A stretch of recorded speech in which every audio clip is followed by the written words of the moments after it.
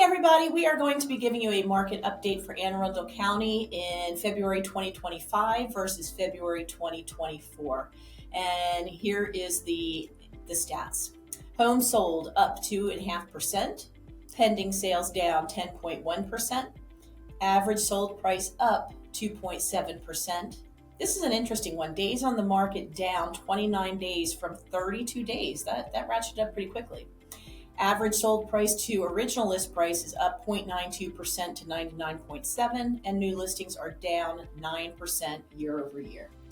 Yeah, and while new listings are down that 9%, the good news is listings from last month to this month are actually up 11.2%. So let's hope that trend continues as we move into the spring market. The month supply of inventory still remains low at 1.1 months. So we still do have a little bit of a housing shortage in this area, despite all the national news that's saying all the inventory is exploding. We're just not seeing it here right now. Also, we're going to keep an eye on our government layoffs. Obviously, that may affect our area with the supply of inventory. So we're going to keep an eye on that as we move into the year. So the great news is interest rates did lower this last couple weeks. So we're around the mid sixes for conventional financing, closer to 6% for FHA and VA financing. So buyers, if you're looking to purchase, get out there now.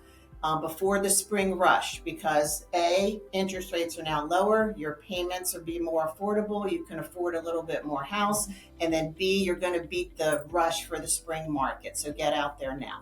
And for sellers, the biggest question mark is the government layoffs. What happens there? Because there could be a fast influx of inventory, which would not be a great position for sellers to be in. So we will pay very, very close attention to that for you. If you want more information about your home or a consultation one-on-one, we're happy to do that. Reach out to us with the information below. And we look forward to seeing you next time. And thank you for your support. Take care, everybody. Bye-bye.